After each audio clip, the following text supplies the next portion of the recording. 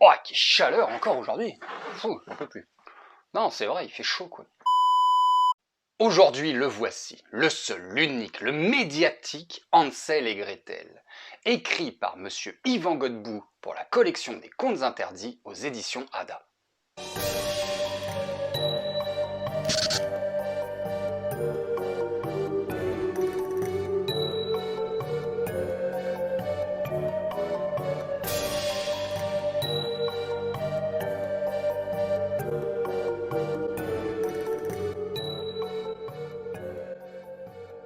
Dans cet ouvrage, les thèmes abordés sont la pédophilie, le satanisme, les sciences occultes et le parapsychologique.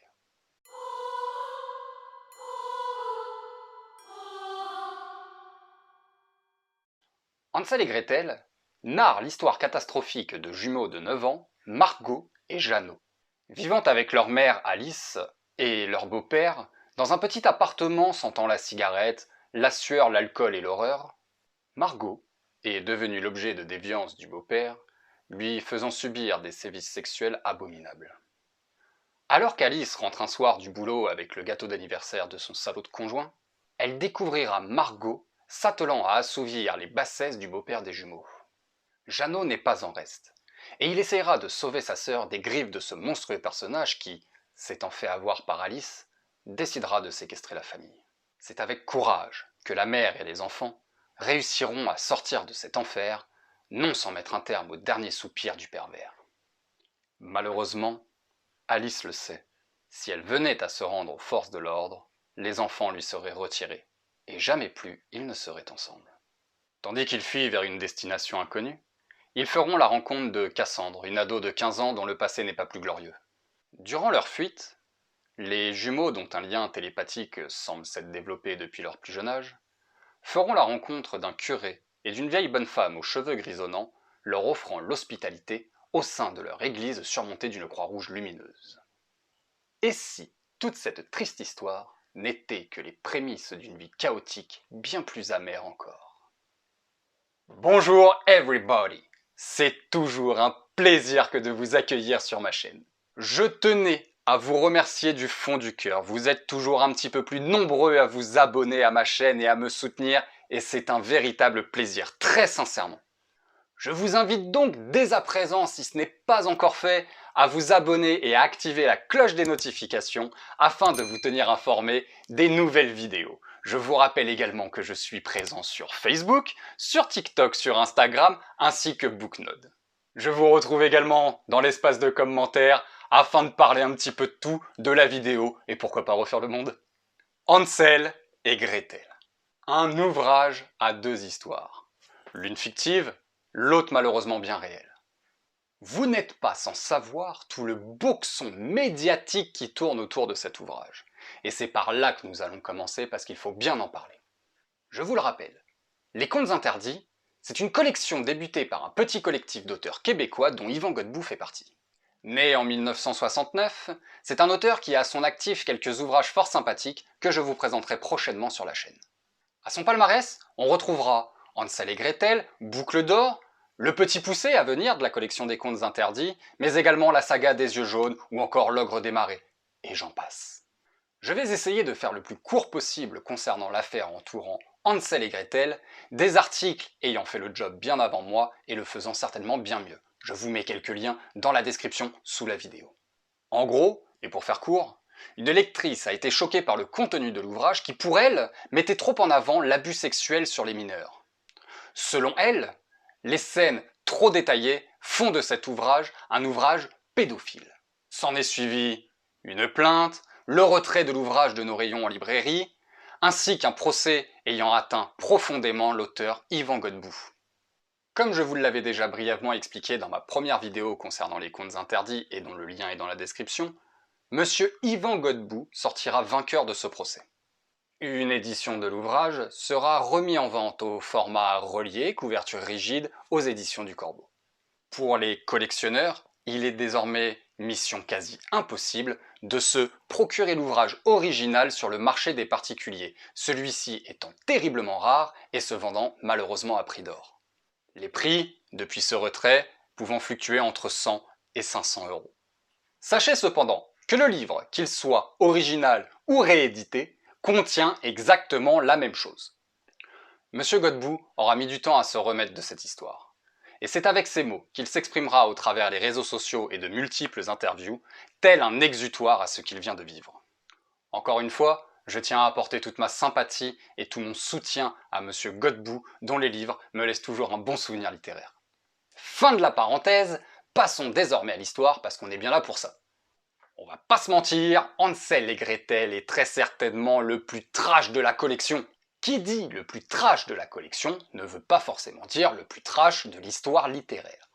Nos deux héros, Margot et Jeannot, subissent toutes les ignominies que vous n'auriez jamais en 25 vies. Ce qui rend cet ouvrage difficile émotionnellement, c'est très certainement les scènes de viol sur mineurs. Et encore, certains passages mettant par exemple en scène le sacrifice de nourrissons m'a été bien plus difficile à lire. C'est excessivement bien détaillé. Pas de place à l'à peu près. Il va falloir avoir le cœur bien accroché, car je suis prêt à parier que vous allez esquisser quelques petites expressions de dégoût. Qu'on se le dise, cet ouvrage de la collection en particulier n'est pas à mettre entre toutes les mains, même pour un public averti. Les jumeaux vont vous faire pitié. Il n'y a pas un moment où ils peuvent respirer. Et vous-même, en tant que lecteur, vous n'y trouverez aucun répit. Petite anecdote sur le livre, tout tourne autour du chiffre 3 et 6, en rappel au satanisme, et l'auteur a su intégrer ça très intelligemment. Comme je le disais un petit peu plus tôt, Margot et Jeannot ont ce petit truc en plus, ils sont télépathes. Ça leur permet de communiquer entre eux sans ouvrir la bouche, de communiquer avec leur mère, ou même de s'immiscer dans les esprits les plus ouverts. Ça peut paraître un peu brouillon comme ça peut faire un petit peu peur, et on se dit que rien qu'à cause de ce côté parapsychologique, on va pas accrocher. Pourtant, ce petit détail télépathique permet de donner du rythme à certaines scènes et plus de profondeur à l'histoire. Pour conclure, ce livre m'a plutôt plu. Mais la fin me laisse dubitatif.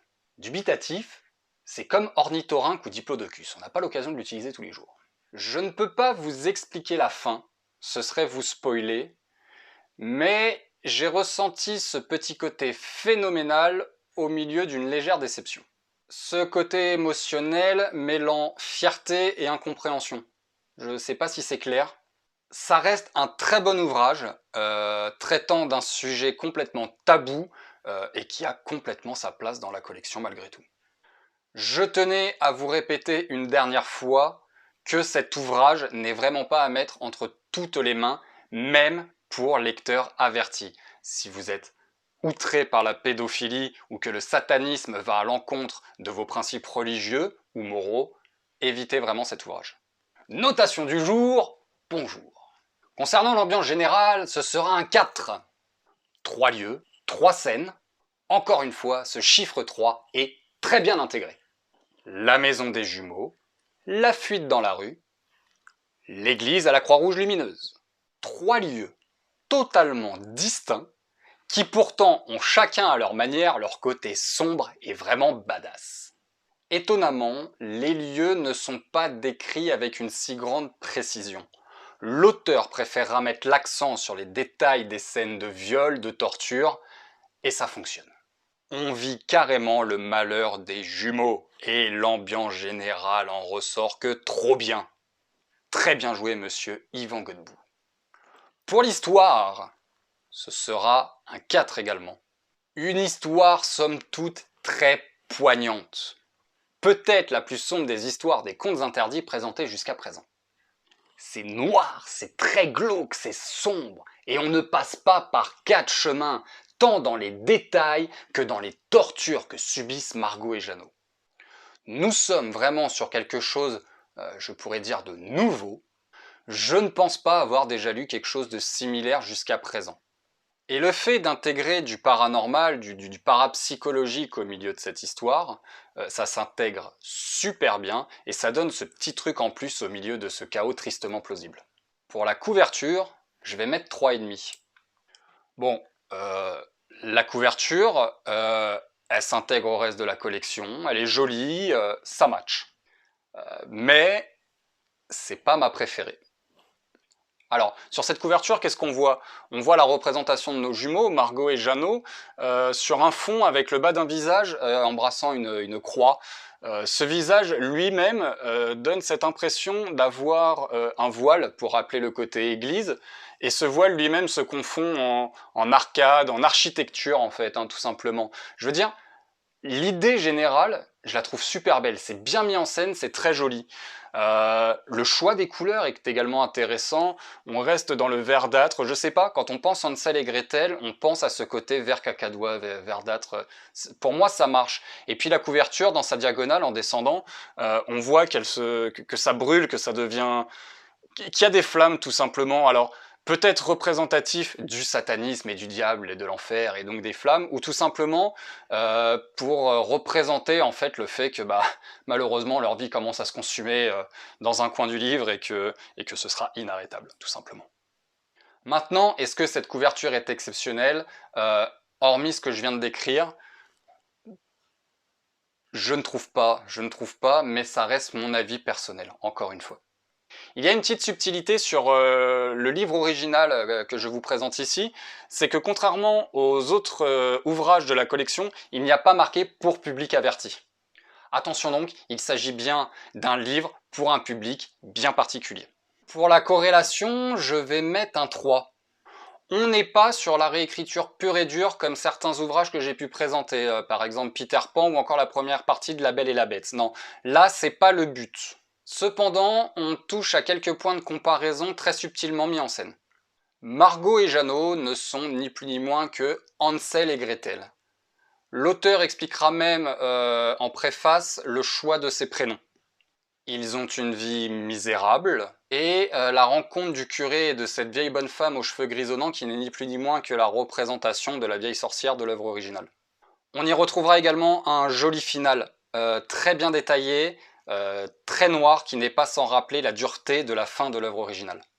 L'auteur intégrera également la petite fille aux allumettes, ainsi qu'un gros clin d'œil à Alice au Pays des Merveilles et au Lapin Blanc. Ce lapin blanc qui sera un petit peu comme un fil rouge dans l'histoire rédigée par Yvan Godbout. On est donc bien sur des points de corrélation, mais avec des petites libertés prises par l'auteur qui font qu'on s'éloigne de l'œuvre originale. Cependant, on reconnaît bien l'histoire Hansel et Gretel en prenant les quelques détails que nous propose l'auteur durant son écriture. Pour l'écriture, ce sera donc un 4,5. C'est clair, c'est précis, c'est net. Yvan Godbout écrit de façon simple et ça me plaît. 2 ou 3 expressions québécoises qui se baladent ci et là, mais rien d'insurmontable. Pour un public francophone, c'est parfaitement compréhensible, encore une fois. Yvan Godbout utilise même une écriture répétitive pour marquer le coup de certaines scènes. Dans le sens où il répète la phrase, il répète le passage afin de vraiment appuyer ce côté choc et donner encore plus d'ambiance au texte. J'apprécie, mais attention de pas trop en abuser. Je vois surtout sur la scène finale où peut-être il y a trop de redondance et ça alourdit trop le texte pour le coup. Et il y a cette fin écrite un peu comme si vous étiez au cinéma. Une scène, un personnage, une autre scène, un autre personnage, encore une scène et un autre personnage. Chacune de ces petites scénettes se font en quelques lignes, en 5-6 lignes. Ça vous donne cette impression de scène cinématographique qui s'entrecroisent, un peu comme un feu d'artifice et son bouquet final. Ça match, ça fonctionne super bien, j'ai adoré. Voilà, c'est terminé pour aujourd'hui. J'espère une nouvelle fois que cette vidéo vous a vraiment plu. Je compte vraiment sur vous pour partager ma chaîne, pour liker la vidéo et me faire connaître au maximum. Premièrement, ça montre votre soutien, ça montre que ça plaît, et moi ça me motive vraiment à continuer à vous partager cela, et ça me permet également de voir que je touche un maximum de personnes qui pourront suivre en fin de compte mes aventures au milieu des aventures de nos auteurs.